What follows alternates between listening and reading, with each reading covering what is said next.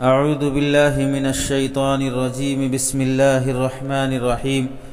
نساؤکم حرث لکم فأتوا حرثکم انا شئتم صدق اللہ العظیم۔ شوہر کے حقوق جو بیوی کے ذمے عائد ہوتے ہیں، ان حقوق میں سے پہلا قانونی حق۔ قانونی حق سے مراد وہ حقوق ہوتے ہیں جن کے ادا کرنے سے اگر عورت لاپرواہی کرے تو وہ شریعت کی نگاہ میں نافرمان ناشیزہ کہلاتی ہے، وہ زوجیت کے حق سے محروم ہو جاتی ہے۔ علامہ ابن قدامہ رحمۃ اللہ علیہ فرماتے ہیں، نکاح کی وجہ سے عورت پر مرد کے جو حقوق لازم ہوتے ہیں ان میں سے اس کی نافرمانی کرنا نشوز ہے۔ نافرمانی کرنا نشوز، حق سے روگردانی کرنا ہے، اور ایسی عورت کو ناشیزہ کہا جاتا ہے۔ اور جمہور علماء اس بات پر متفق ہیں، جب عورت مرد کے ساتھ بستر کرنے سے باز رہے، ہم بستری کے لیے تیار نہ ہو، بلا عذر شرعی بلا عذر طبعی وہ اس پر آمادہ نہ ہو، اور بلا اجازت گھر سے نکل جا رہی ہو، یا رہائش کے قابل مکان فراہم ہونے کے باوجود شوہر کے ساتھ منتقل ہونے سے انکار کر دیتی ہو،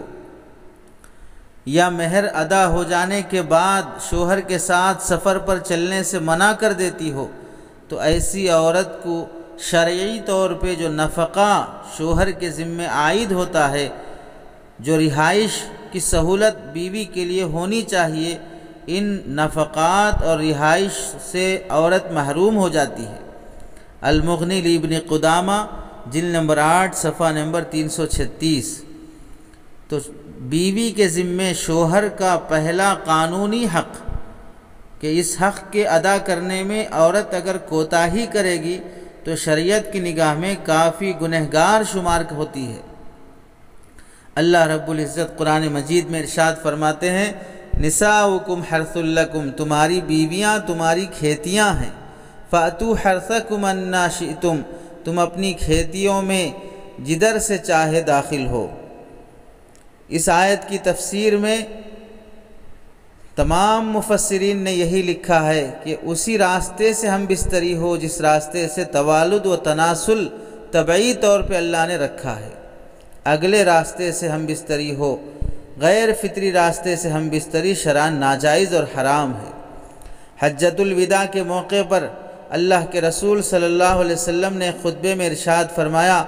اے لوگوں، عورتوں سے اچھا برتاؤ رکھنے کی میری نصیحت اور وصیت کو یاد رکھنا، کیونکہ وہ تمہارے پاس قید میں ہے، تم ان سے اس کے جنسی فائدہ اٹھانے کے علاوہ کوئی اور زائد حق نہیں رکھتے۔ ترمذی شریف کی حدیث ہے، حدیث نمبر 1163۔ حضرت مفتی محمد تقی عثمانی صاحب دامت برکاتہم اس حدیث کے تحت میں لکھتے ہیں، اللہ کے رسول صلی اللہ علیہ وسلم نے بڑا بھاری جملہ ارشاد فرمایا،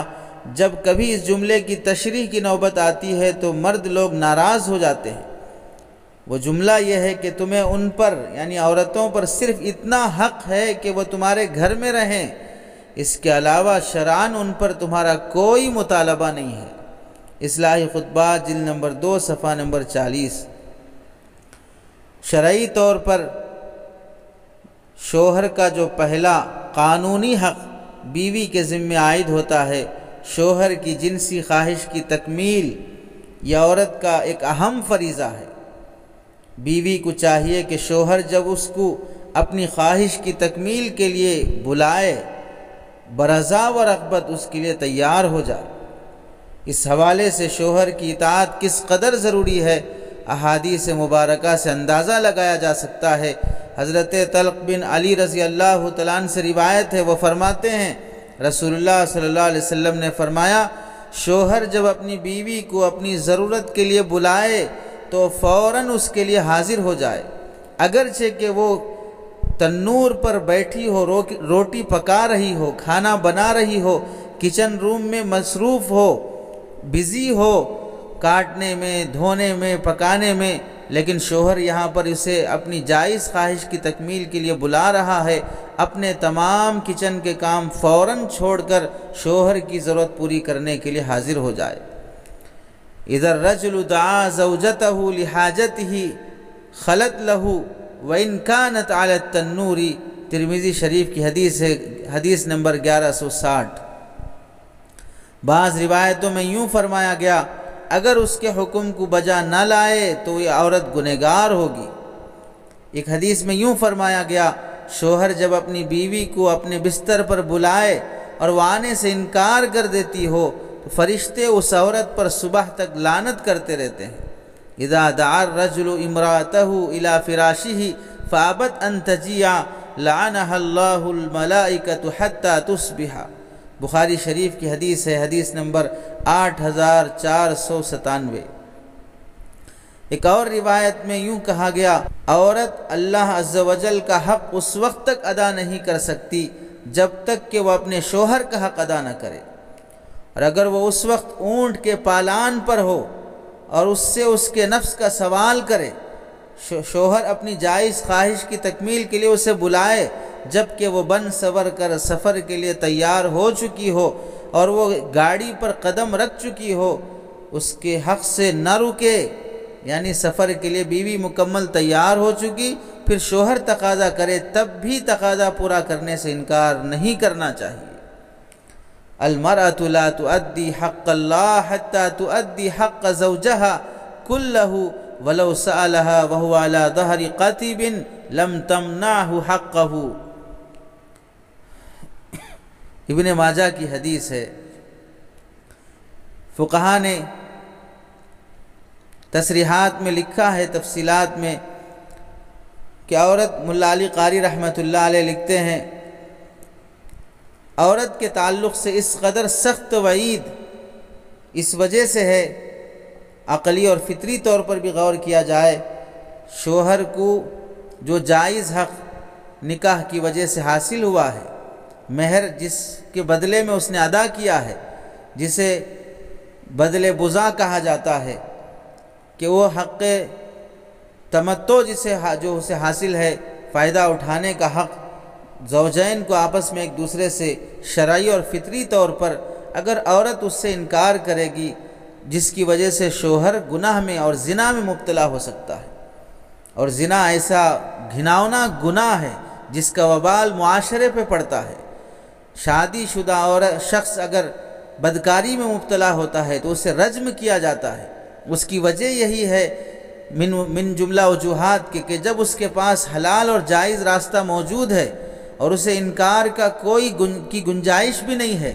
بیوی کو ہر وقت جبکہ شرعی عذر نہ ہو، طبعی عذر نہ ہو، انکار کی اجازت نہیں ہے، پھر یہ سب سہولیات کے باوجود اس نے حرام کی طرف جو نگاہ اٹھائی ہے اس کی وجہ سے اس کی جان تک لی جا سکتی ہے۔ ملا علی قاری رحمۃ اللہ علیہ لکھتے ہیں عورت کے تعلق سے اس قدر سخت وعید اس صورت میں ہے جبکہ عورت کسی شرعی عذر کے بغیر مرد کے مطالبے کا انکار کرتی ہو۔ ہاں البتہ شرعی عذر کی بنا پر انکار کر رہی ہو تو اس صورت میں گناہ نہیں ہوگا۔ علامہ شامی رحمۃ اللہ علیہ نقل فرماتے ہیں شوہر کے گھر بیوی اپنے گھر میں رہ کر، اپنے میکے میں رہ کر شوہر کو قریب آنے سے روک دے تو بالاتفاق وہ عورت ناشزہ اور نافرمان کہلاتی ہے،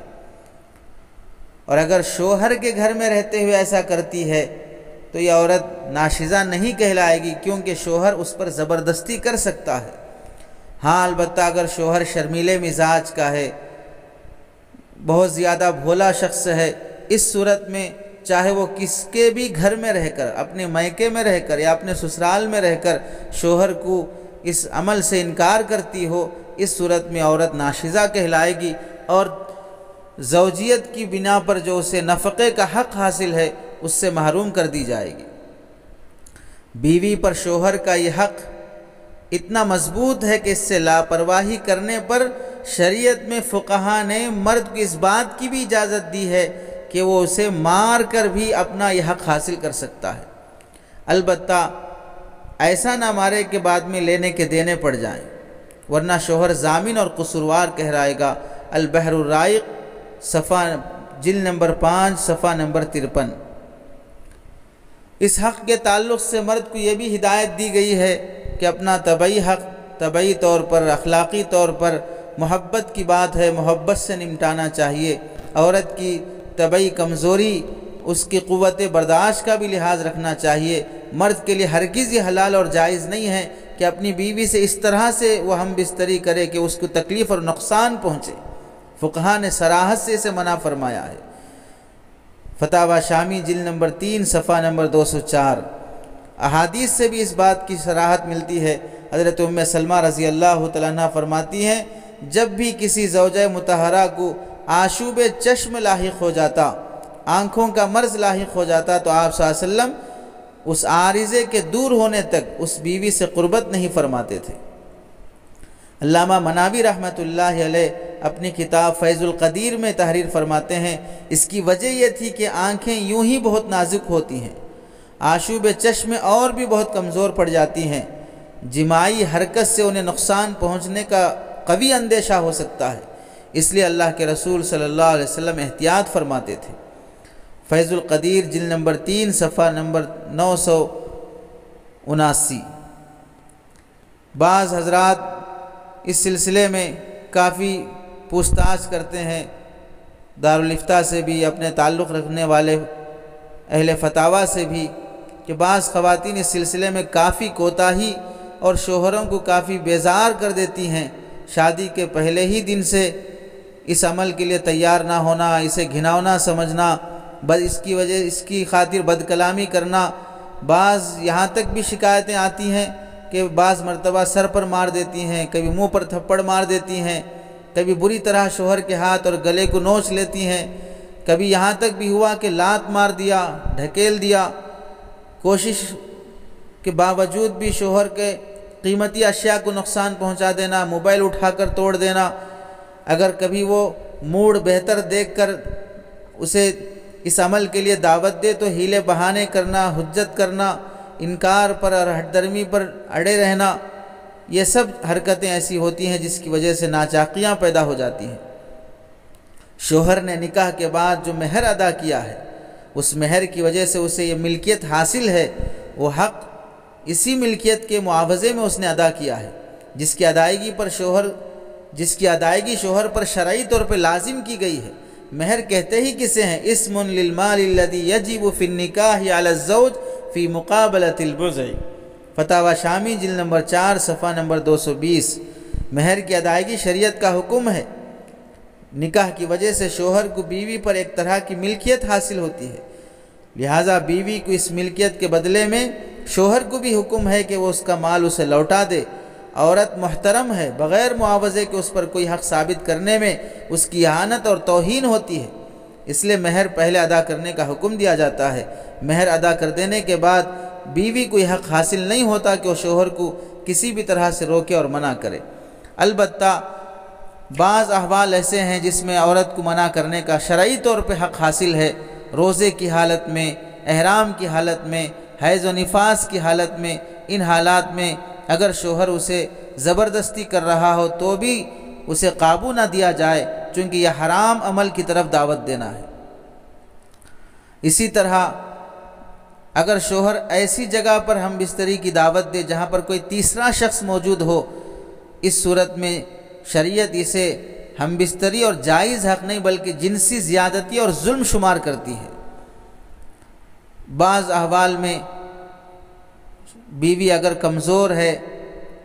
بار بار ہم بستری سے سر میں درد، بخار اور دیگر بیماریوں کا اندیشہ ہے، تو طبعی حالات کا بھی لحاظ رکھنا شوہر کا اخلاقی فریضہ ہوتا ہے۔ بعض حالات میں یہ عمل فقہا نے مکروہ لکھا ہے، چاند گرہن، سورج گرہن،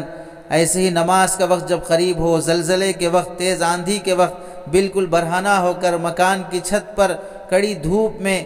ایک بار ہم بستری کے بعد دوبارہ بلا غسل کے ہم بستری کرنا، مرد نیچے عورت اوپر رہ کر کرنا، ان احوال کو فقہا نے مکروہ لکھا ہے۔ ان میں سے بعض تو آخرت سے غفلت کی وجہ سے ہیں، چاند گرہن، سورج گرہن، زلزلہ، تیز آندھی، یہ سب اللہ کے نبی صلی اللہ علیہ وسلم خوف کے موقع پر نماز کی طرف، عبادت کی طرف لپکتے تھے، اور اس عمل کی طرف لپکنا بالکل غفلت اور اللہ کے عذاب سے اور اس کی پکڑ سے، اس کے کسی بھی اہم فیصلے سے بے نیاز ہونے کو بتاتا ہے۔ اس واسطے فقہا نے اس عمل کو مکروہ لکھا ہے۔ بیویوں کو چاہیے کہ شوہر کا یہ حق ادا کرنے میں بلا عذر کے کوتاہی نہ کریں، ورنہ اس کے بعد شوہر کسی اور طرف منہ مارنے لگے، بدنگاہی کرنے لگے، کسی اور ناجائز طریقے سے اس عمل کو کرنے لگے تو اس کا گناہ، اس کا وبال کس پر آئے گا؟ بعد میں میاں بیوی میں جو ناچاقیاں، نفرتیں جو پیدا ہوگی، جو گھن ایک دوسرے سے شروع ہو جائے گی تو اس کی تلافی کیسے کی جائے گی؟ اس لیے شریعت نے جب یہ حق دیا ہے اور اتنا بڑا حق دیا ہے کہ اس عمل کو اللہ کے نبی صلی اللہ علیہ وسلم نے ثواب اور صدقہ شمار کیا ہے، اس عمل پر ثواب مرتب ہوتا ہے، اور اس عمل کی تقاضے کے بعد انکار کرنے پر اللہ کے نبی کی طرف سے لعنت کی وعید سنائی گئی ہے۔